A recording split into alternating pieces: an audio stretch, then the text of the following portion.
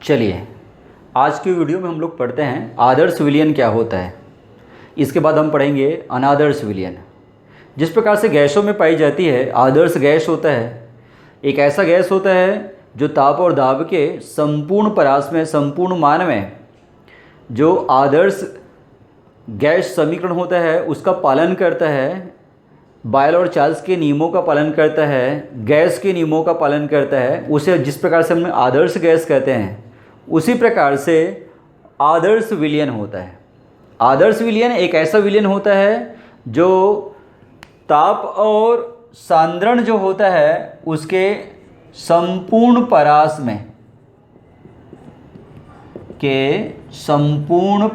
में राउल्ट के नियम का पूर्णतः पालन करता है।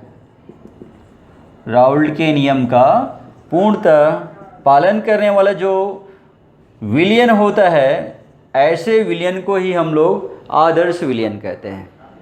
अर्थात कहने का मतलब ये हुआ कि उस विलयन जो है, उस विलयन का ताप कितना भी रहे या उसकी सांद्रता कितनी भी रहे, उसमें विलेय विलायक जो मिलाएंगे तो उसके हिसाब से उसकी सांद्रता कम रहे, ज़्यादा रहे, वो तनु विलयन रहे या फिर उसमें सांद्र विलयन रहे। ऐसा विलयन जो सभी मान में ताप और सांद्रता जो होता है उसके संपूर्ण मान में राउल्ट के नियम का पूर्णतः पालन जो करता है, ऐसे विलयनों को हम लोग कहते हैं आदर्श विलयन। तो ये जो आदर्श विलयन होता है वो राउल्ट के नियम का पालन कर रहा है। अर्थात राउल्ट के नियम हम लोग जानते हैं कि जिसके लिए विलायक का जो आंशिक दाब होता है वो उसके शुद्ध वाष्प दाब और मोल प्रभाज के गुणनफल के बराबर होता है। इसी प्रकार से जो विलेय होता है उस विलेय का आंशिक दाब जो है वो उसके शुद्ध वाष्प दाब और मोल प्रभाज के गुणनफल के बराबर होना चाहिए। तो ऐसा विलयन जो है वो आदर्श विलयन होता है।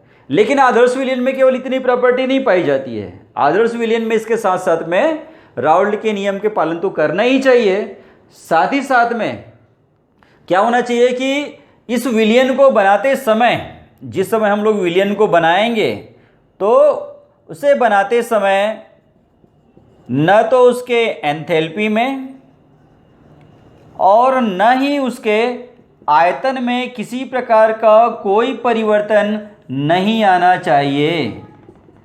अर्थात वो जो विलयन जिस समय हम बनाएंगे उस समय उसका एंथैल्पी जो है और आयतन जो है वो दोनों नियत रहना चाहिए, या ये भी कह सकते हैं कि उसके एंथैल्पी में परिवर्तन और आयतन में जो परिवर्तन है वो बिल्कुल शून्य होना चाहिए। ना तो बढ़ना चाहिए और ना ही घटना चाहिए। एंथैल्पी भी नियत होनी चाहिए और आयतन भी जो है वो नियत होना चाहिए। इनमें किसी प्रकार का कोई परिवर्तन नहीं होना चाहिए। तो इस प्रकार से हम कह सकते हैं कि आदर्श विलयन एक ऐसा विलयन होता है जो ताप और सांद्रता के संपूर्ण परास में राउल्ट के नियम का पूर्णतः पालन करती है और जिसे बनाते समय उसकी एंथैल्पी और जो आयतन होता है वो बिल्कुल अपरिवर्तित रहता है। ऐसा जो विलयन होता है, उन विलयनों में जो विलायक के अणुओं के मध्य लगने वाला आकर्षण बल, या आप इसको अन्योन्य क्रिया भी कह सकते हैं, वो बिल्कुल बराबर होता है विलेय के अणुओं के मध्य लगने वाला आकर्षण बल या अन्योन्य क्रिया के, और इन दोनों का जो मान होता है वो बिल्कुल बराबर होता है विलायक और विलेय के मध्य लगने वाले अन्योन्य क्रिया के या आकर्षण बल के। एक विलायक का जो अणु होगा वो अपने दूसरे अणु को जितने बल से आकर्षित कर रही है उतने ही बल से विलेय के अणु भी आपस में एक दूसरे को आकर्षित करना चाहिए, और उतने ही बल से विलायक और विलेय जो है उसके अणु जो है एक दूसरे को आकर्षित करना चाहिए। तो ऐसा जो विलयन होता है, ऐसे विलयन में को ही हम लोग एक आदर्श विलयन के नाम से जानते हैं।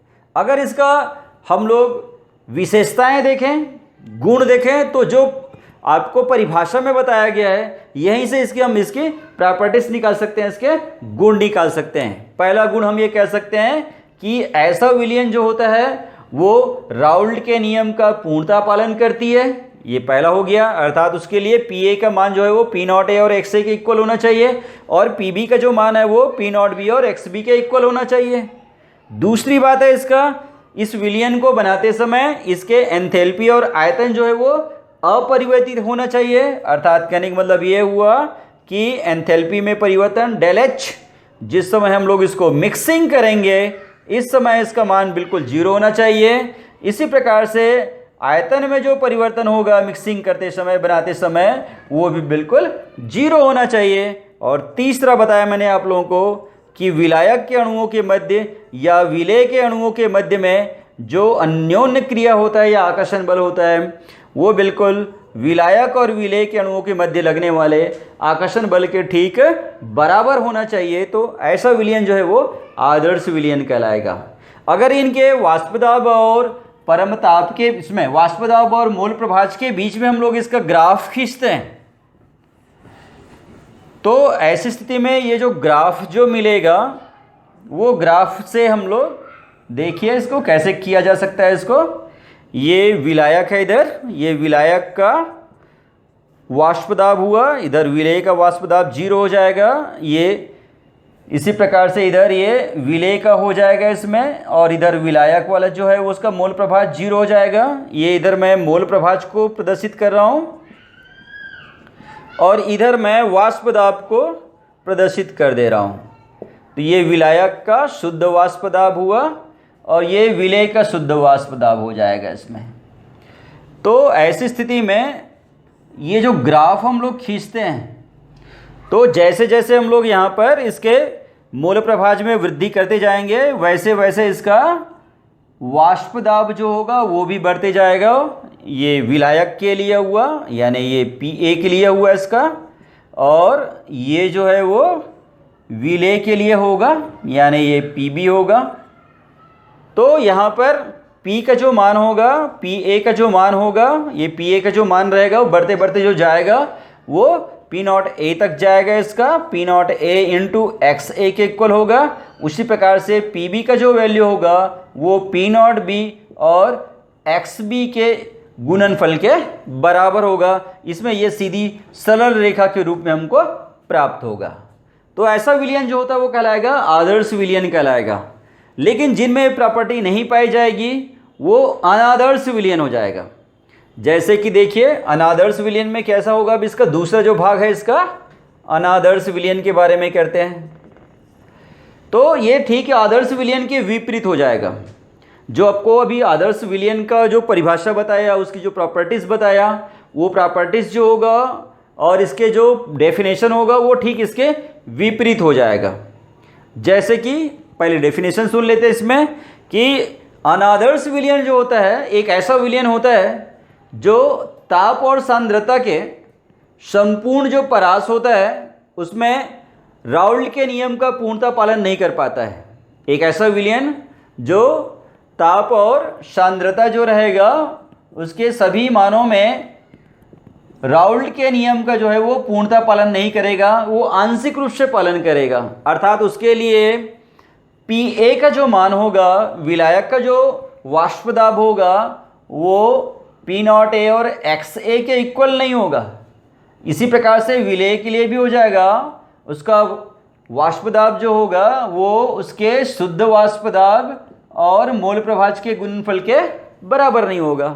इसके साथ साथ में उसको जिस समय हम लोग बनाएंगे बनाते समय भी उसकी एंथैल्पी और आयतन दोनों जो है वो परिवर्तित हो जाएगी। आदर्श में परिवर्तित नहीं हो रही थी इसमें परिवर्तित हो जाएगा। अर्थात या तो बढ़ जाएगी या फिर घट जाएगी। जिस समय हम लोग विलयन बनाएंगे विलायक में विलेय को मिलाएंगे तो उस समय उसकी एंथैल्पी या तो बढ़ जाएगी या तो घट जाएगी। इसी प्रकार से आयतन का मान भी चाहे तो बढ़ भी सकता है चाहे तो घट भी सकता है। अर्थात कहने का मतलब ये हुआ कि डेल एच मिक्सिंग करते समय इसका जो मान होगा वो शून्य नहीं होगा, या आयतन जो होगा डेल वी का जो मान होगा वो भी मिक्सिंग के समय में जीरो नहीं होगा। वो चाहे तो जीरो से बड़ा भी हो सकता है यानी धनात्मक में भी हो सकता है, या जीरो से छोटा हो सकता है यानी ऋणात्मक में भी हो सकता है। और इसी प्रकार से इस ऐसे जो विलयन होता है ऐसे विलयनों में विलायक के अणुओं के मध्य लगने वाला अन्योन्य क्रिया या फिर विलेय के अणुओं के मध्य में लगने वाला जो अन्योन्य क्रिया होता है उसका मान विलायक और विलेय के अणुओं के मध्य लगने वाले जो आकर्षण बल होता है या अन्योन्य क्रिया होता है उसके बराबर नहीं होता है। तो ऐसे विलयन जो होता है वो कहलाते हैं अनादर्श विलयन। यानी इनमें भी अगर हम प्रॉपर्टीज देखें तो इसमें भी 3 प्रॉपर्टीज हमको मिलेगा। पहला वाला ये कि ऐसा विलयन जो होता है वो राउल्ट के नियम का पूर्णतः पालन नहीं करती है। दूसरा इसका कि इसको बनाते समय इसके एंथैल्पी और आयतन दोनों में परिवर्तन होता है, एंथैल्पी भी परिवर्तित होती है और आयतन भी परिवर्तित होता है। और तीसरा इसमें विलायक के अणुओं के मध्य या विलेय के अणुओं के मध्य में लगने वाला जो आकर्षण बल होता है वो विलायक और विलेय के अणुओं के मध्य लगने वाले आकर्षण बल के क्या होता है, बराबर नहीं रहता है। तो ये हो गया अनादर्श विलयन। तो ये जो अनादर्श विलयन होता है वो अनादर्श विलयन जो है वो 2 प्रकार का होता है। इसमें अनादर्श विलयन आपको जब देखेंगे, क्योंकि मैं भी बताया आप लोगों को कि चाहे तो एंथैल्पी बढ़ भी सकता है और घट भी सकता है, आयतन बढ़ भी सकती है और घट भी सकती है। वाष्प दाब का मान जो होगा वो जो शुद्ध वाष्प दाब और मोल प्रभाज के गुणनफल के बराबर उससे भी बड़ा भी हो सकता है और कम भी हो सकता है। तो उसके आधार पर यह अनादर्श विलयन 2 प्रकार का होता है। पहला कहलाता है धनात्मक विचलन वाले अनादर्श विलयन और दूसरा इसका ऋणात्मक विचलन वाले अनादर्श विलयन।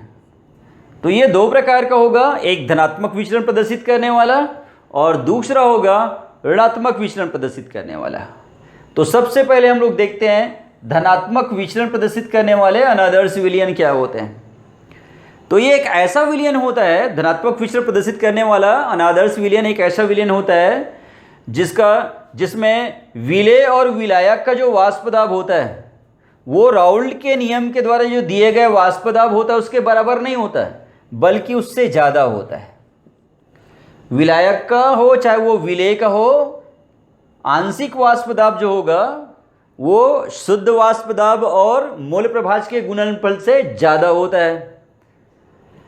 ठीक है, तो इस हिसाब से अगर हम यहाँ पे ग्राफ खींचेंगे तो वो चीज़ जो मान होगा वो ज़्यादा होने के कारण में ये इधर ऐसे हो जाएगा, जो इक्वल हो रहा था वो बड़ा हो जाएगा। उसमें PA का जो वैल्यू था जिस प्रकार से सीधी सरल रेखा में जा रहा था वो उसमें भी वैसे वृद्धि हो जाएगी। इसका PB के वैल्यू था वो भी सीधी सरल रेखा में वो बढ़ते जा रही थी मोल प्रभाज के साथ साथ में, तो वो भी क्या होगा अब इसमें बढ़ जाएगी ऐसे।